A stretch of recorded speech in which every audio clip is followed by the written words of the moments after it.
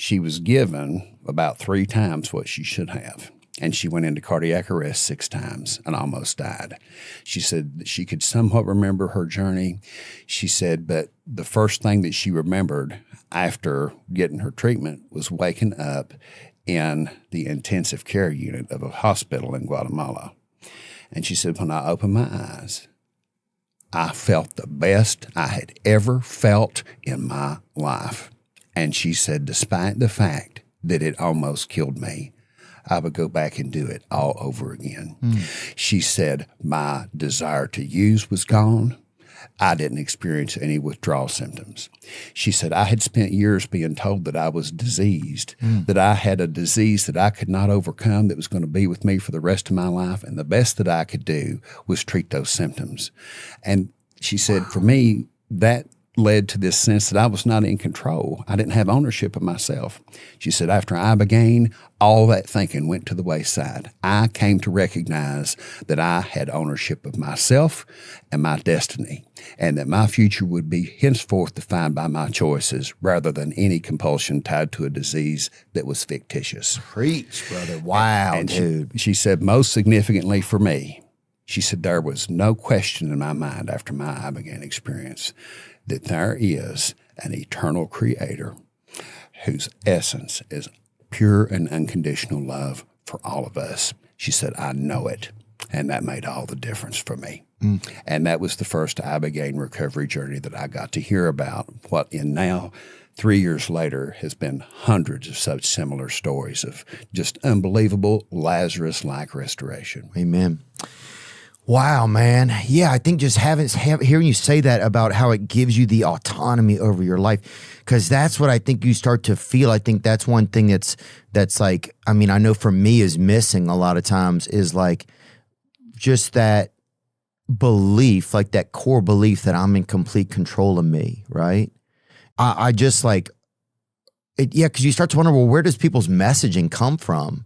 And I think a lot of times parents just don't know that a lot of it can come from them, right? Well, we all grow in the soil in which we are planted, whether we're children or whether we're parents. And when we look at where we're at, especially over the past 30 years in American society, there's a whole lot of messaging through popular culture, through government, through institutions of cultural influence that individuals are not their own. They are in many ways captives of circumstance. And if they are captives of circumstance, they are also going to find a lack of empowerment, a lack of autonomy, a lack of control, which leads to feelings of a lack of worthiness, a lack of relevance, and a lack of meaning. Amen. It all goes together. And what plant medicine broadly, and Ibogaine specifically, seems to have is this ability to liberate the individual from the surly bonds of their earthly thinking that has been reinforced by systems of power and control that prefer people to live on their knees instead of on their feet.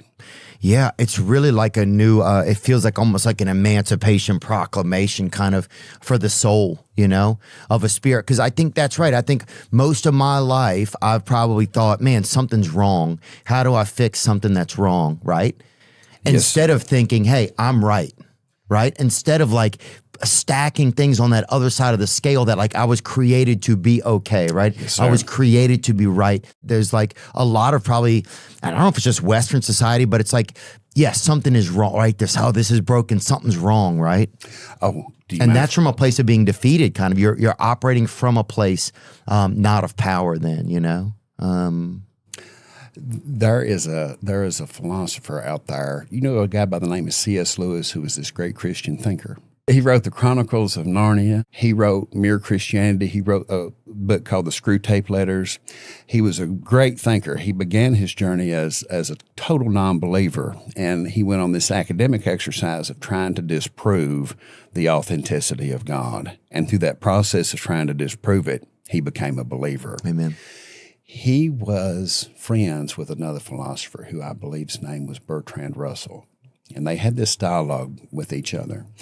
And Bertrand Russell made this assertion essentially that there is no greater meaning, that everything that we see and experience now is all that there is, and that the universe itself is destined for total and complete distinction